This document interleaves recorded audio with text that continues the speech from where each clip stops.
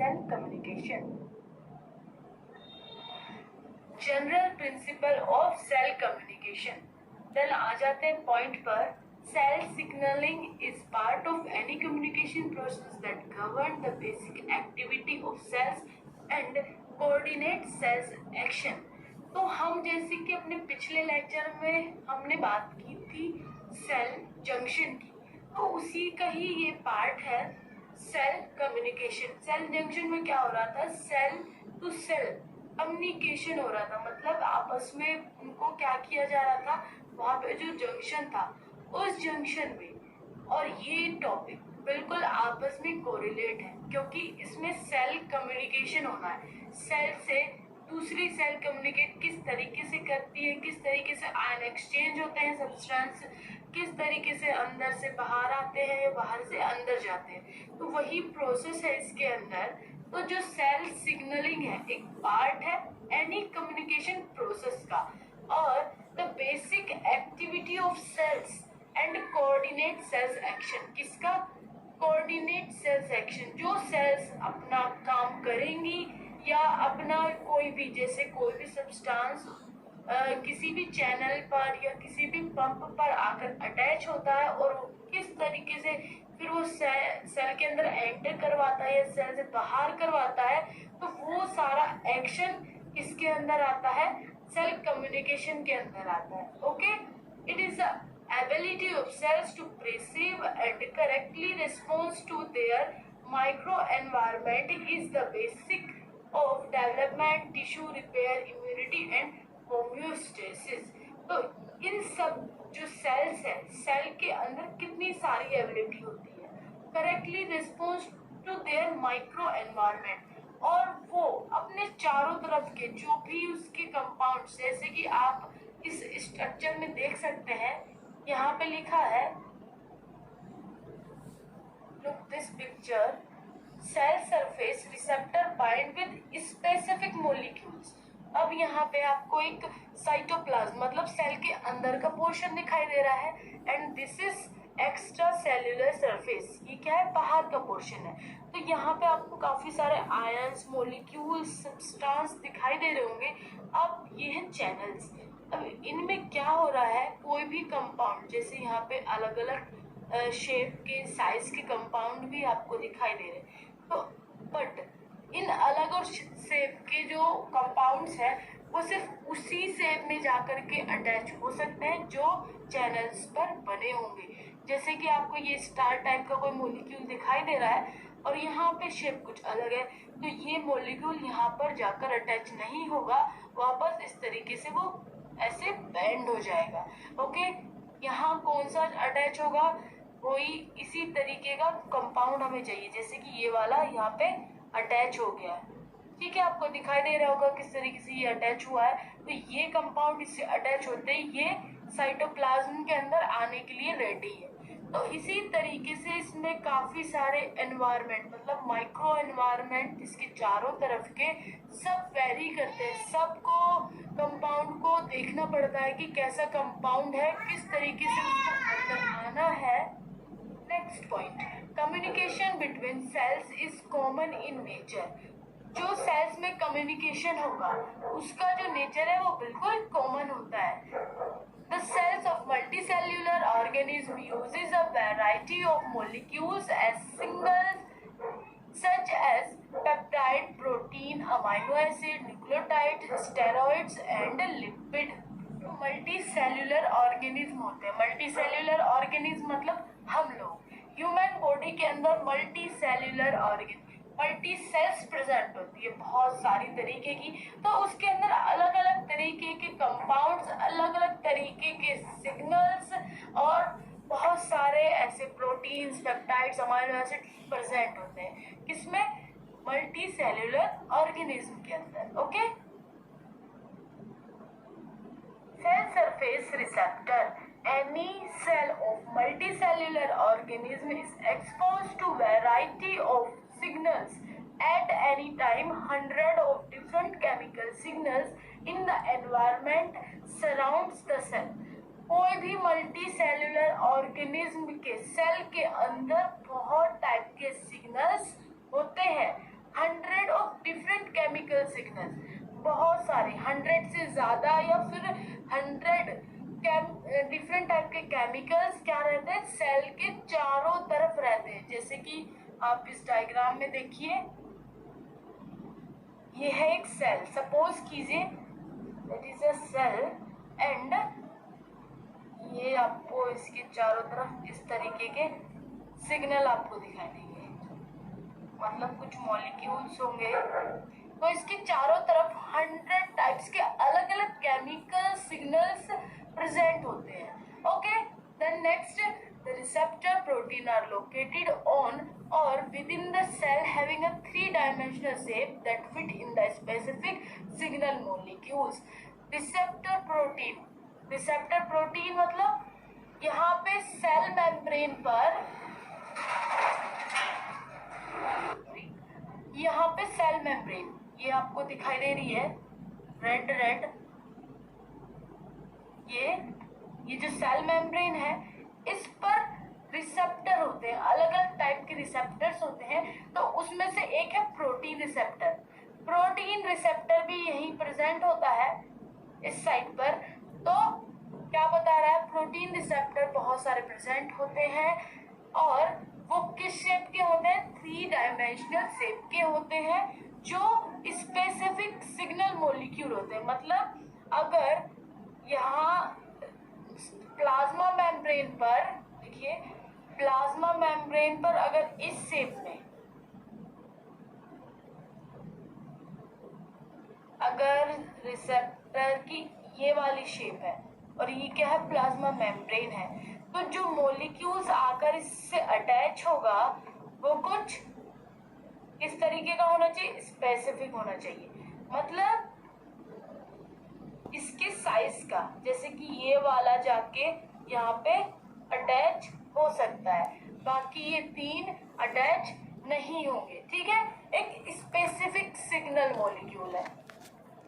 Then next आ जाते हैं, when a signal molecule bind with this receptor protein of the right shape, the activation of receptor occur. जब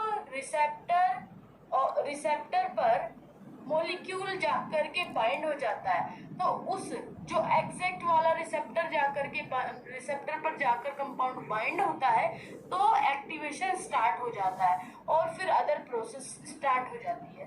this binding produce a change in the receptor protein shape, producing a response in the cell. ये क्या कह रहा है, ये protein receptor की shape को भी चेंज कर देता है और सेल के अंदर रेस्पॉन्सेज आने स्टार्ट हो जाते हैं।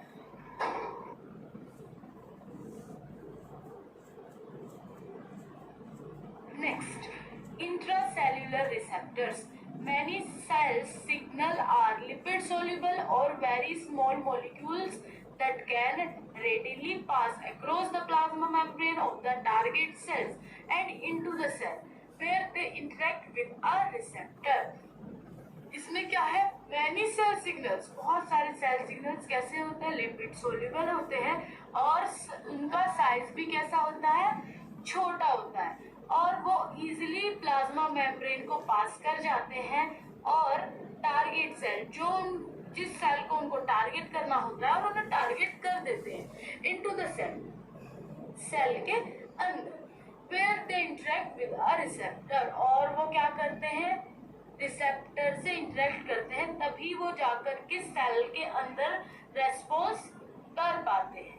ओके, नेक्स्ट पॉइंट में देखिए, some cell signals bind to protein receptor present in the cytoplasm, whereas other pass across the nuclear membrane as well as bind to receptors within the nucleus।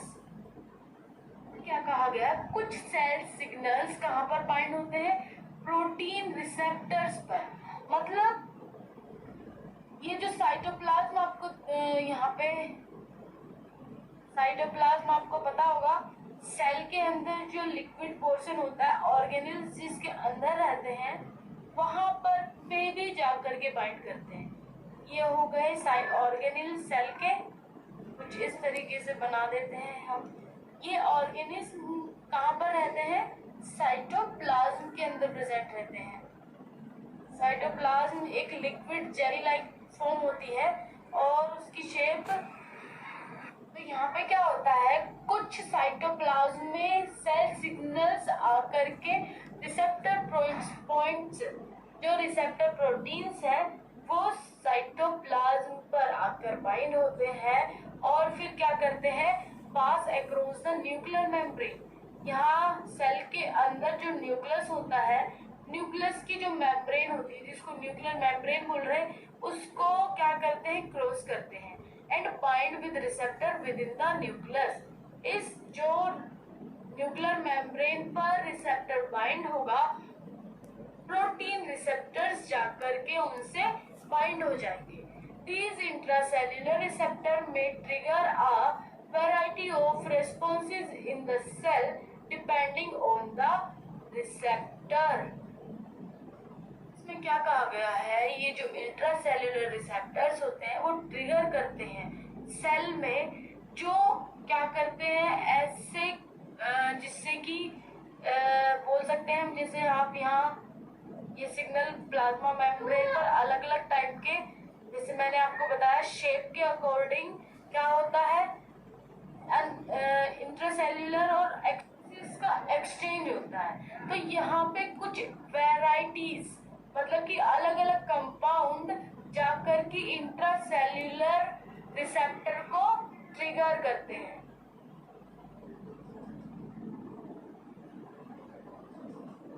आप इस diagram में देख पा रहे होंगे किस तरीके से रिसेप्टर पर जाकर सिग्नल मॉलिक्यूल बाइंड हो रहा है। तो देखिए यहाँ पे इंट्रासेल्युलर रिसेप्टर के अंदर, इंट्रासेल्युलर रिसेप्टर मतलब ये सेल के अंदर, सेल के बाहर वाला रिसेप्टर नहीं है, ये सेल के अंदर वाला रिसेप्टर है।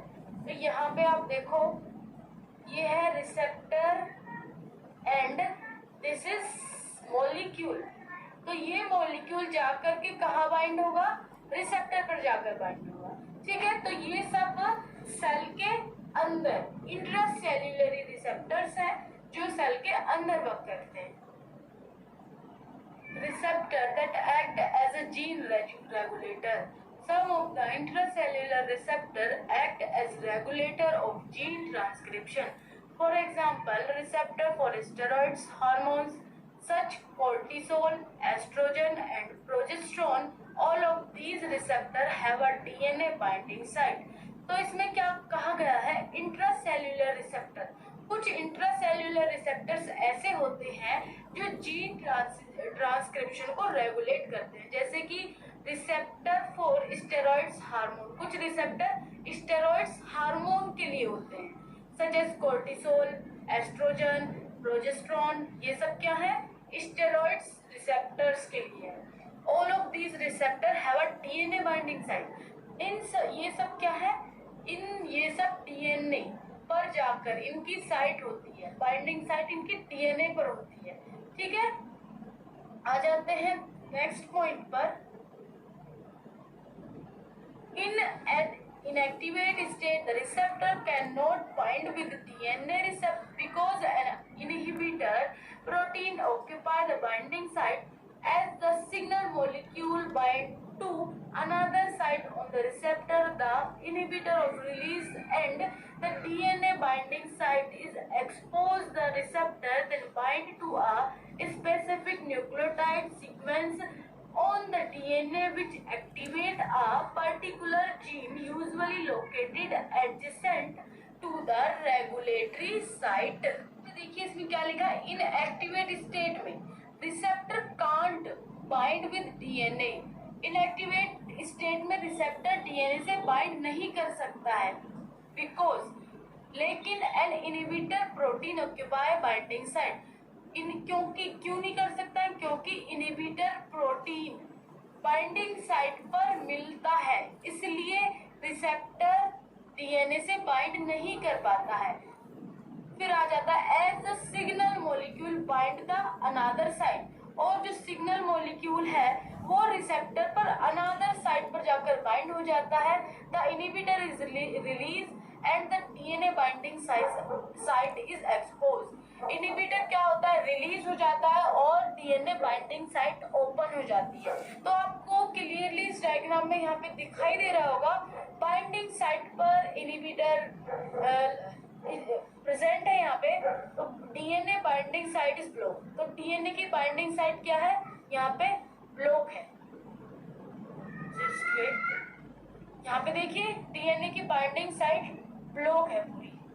ओके, देन इसके बाद डीएनए बाइंडिंग साइट एक्सपोज कैसे हुई, जो डीएनए जो रिसेप्टर है वो किसी अदर साइट पर जाकर के जुड़ जाता है। के बाद जो बाइंडिंग साइट है, जो इनहिबिटर है, वो receptors that act as enzyme. The other intracellular receptor act as enzyme. कुछ इंट्रासेल्युलर रिसेप्टर्स एंजाइम की तरह वर्क करते हैं, जैसे कि nitric oxide NO. A small gas molecules NO diffuse out of the cell where it is produced. The passes directly into neighboring cell where it bind with guanyl cyclase enzyme. कुछ molecules, कुछ gas के molecules NO diffuse होकर के other अपनी sales से diffuse होकर के वो अदर नेबरिंग सेल्स में डायरेक्टली एंटर कर जाते हैं with the guanyl cyclase enzyme के साथ। Binding of NO to the receptor activate the enzyme, और वो बाइंड होते हैं, और बाइंड होने के बाद एंजाइम एक्टिवेट हो जाते हैं। जैसे ही NO गैस या NO मॉलिक्यूल्स रिसेप्टर से जाकर बाइंड होते हैं तो एक्टिवेट एंजाइम हो जाते हैं, वो एंजाइम एक्टिवेट हो जाते हैं, enabling it to catalyze the synthesis of guanosine monophosphate GMP and intracellular messenger molecules that produce cell specific responses such as the relaxation of smooth muscle cells. जैसे ही वो receptor से जाकर बाइंड होते हैं, enzyme activate होता है, तो गुआनिल monophosphate GMP का सिंथेसाइज हो जाती है और मैसेंजर मॉलिक्यूल्स प्रोड्यूस हो जाते हैं। ठीक है, नेक्स्ट है cell surface receptors. Most of the signal molecules are water soluble. ज्यादातर सिग्नल मॉलिक्यूल्स वाटर सोल्यूबल होते हैं, such as peptide, hormones, neurotransmitter and protein that act as a growth factor during development. ये सारे water soluble होते हैं। Water soluble signal molecule can't diffuse through the cell membrane. ये cell membrane में क्या करते हैं, क्रॉस नहीं कर पाते, डिफ्यूज नहीं कर पाते। Therefore, the generation of responses they must bind to receptor protein on the surface of cell. Cell के सरफेस पर इन्हें क्या रिसेप्टर प्रोटीन पर बाइंड होना होता है, इनको एक्ट करने के लिए। These are of three types: chemically gated ion channels, enzymatic receptors, G protein link receptor। ठीक है,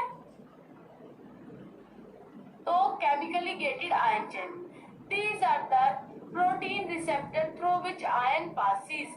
ये क्या है, ऐसे प्रोटीन रिसेप्टर्स हैं जिसमें से आयन पास होता है। In the plasma membrane many protein molecules are embedded at the center of protein pore is present that connect the extracellular fluid with the cytoplasm. The size of pore is big so that ion can easily pass through it, so the protein function as an ion channel. The channel is known as chemically gated because it open when a chemical neuroreceptor bind with it. When a chemically gated ion channel can open, different variety of ions such as sodium, potassium, calcium chloride flow across the membrane depending on the structure of the chemical channel. तो सबसे पहले हम बनाते हैं यहाँ पे एक छोटा सा डायग्राम। ओके, तो यहाँ से आप समझने की कोशिश करिएगा।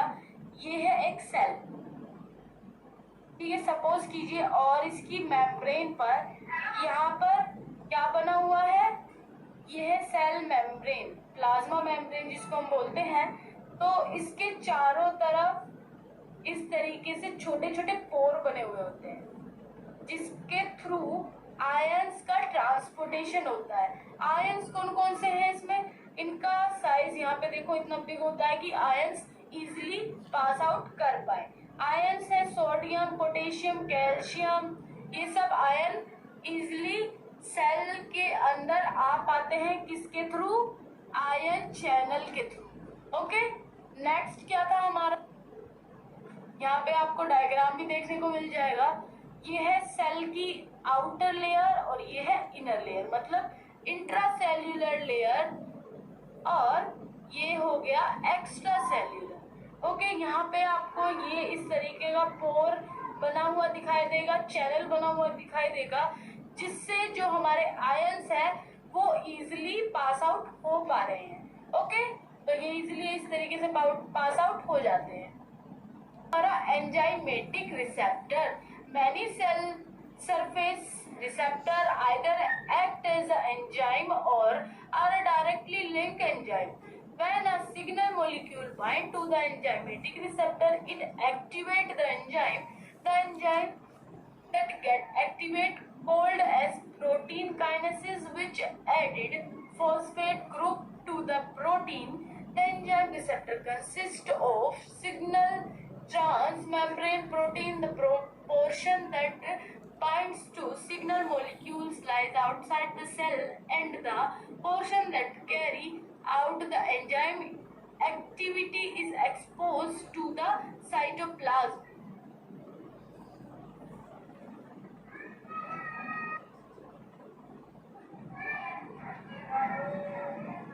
जैसे कि आपको यहाँ पे एंजाइम का डायग्राम दिखाई देगा एंजाइमेटिक रिसेप्टर का, तो इस तरीके से इनएक्टिवेट कैटालाइज डोमेन, यहाँ पे आपको ये दिखाई दे रहा होगा,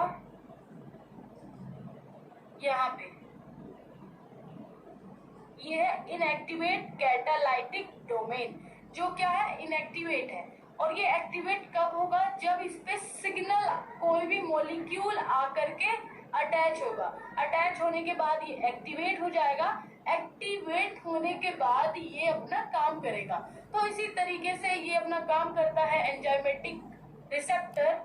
ओके, जी प्रोटीन कपल रिसेप्टर भी इसको हम बोलते हैं, या फिर जी प्रोटीन लिंक रिसेप्टर भी इसको बोल सकते हैं। जी protein link receptor act indirectly और enzyme or ion channel in the plasma membrane with the help of protein called as guanosine triphosphate, GTP binding protein और G protein। जो G protein का link receptor है वो indirectly act करता है। Okay, किस पर, एंजाइम्स पर और आयन चैनल पर। In this type, G protein are used to transmit signal from the membrane surface into the surface in the inside of the cell.